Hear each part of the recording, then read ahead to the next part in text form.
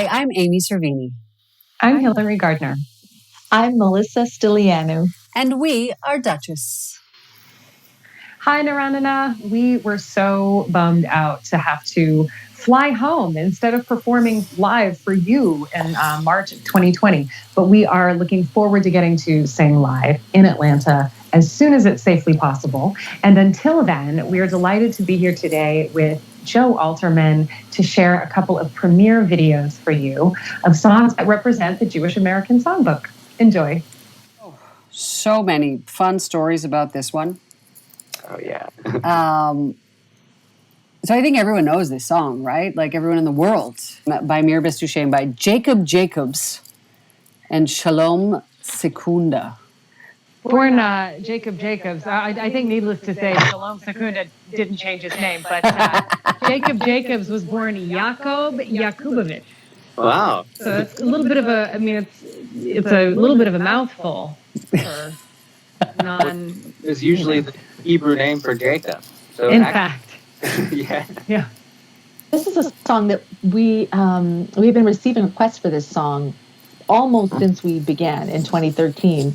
And I mean, going so far, someone actually handed us the sheet music in Yiddish at one point. And we still, we were like, I don't know. But we finally got this wonderful opportunity to perform with the Paul Taylor Dance Company, doing Lincoln Center Out of Doors in 2018?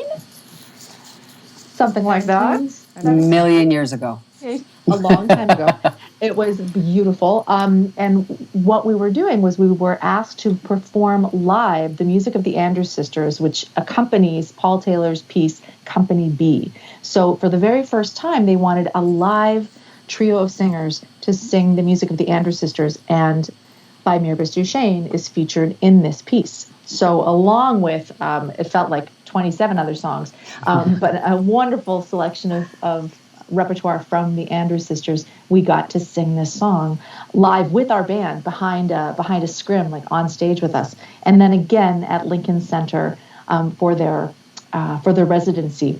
So we had a wonderful time doing that and put it in our show, and we actually recorded it for our live album. So we went from being a little shy, reticent even to do this, to it being like a huge hit for us.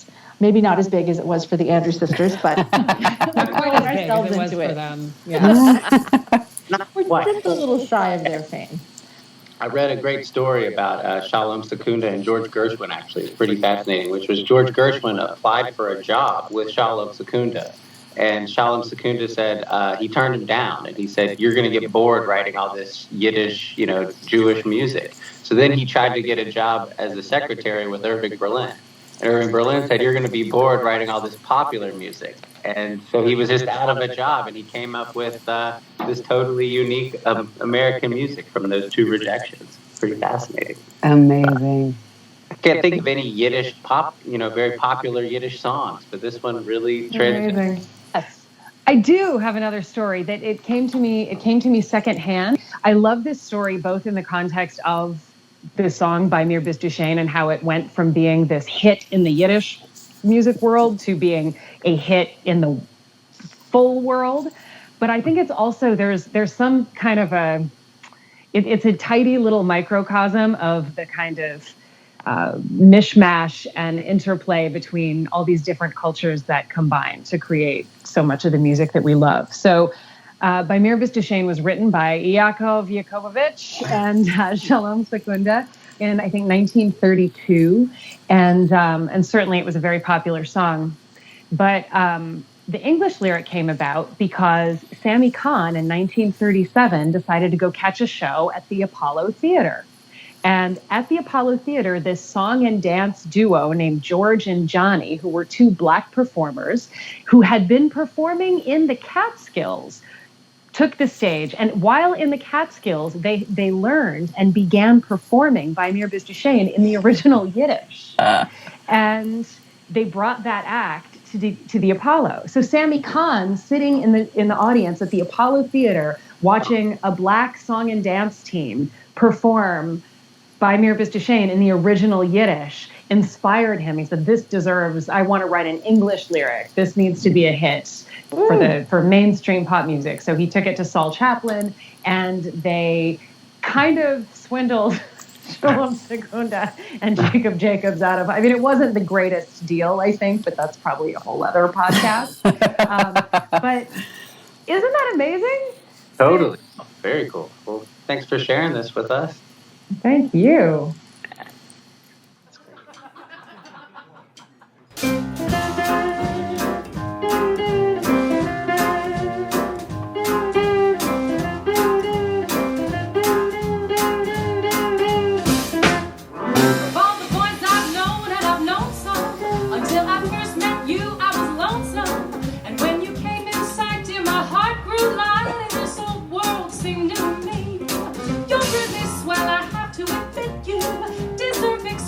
That really fit you, and so I cracked my brain hoping to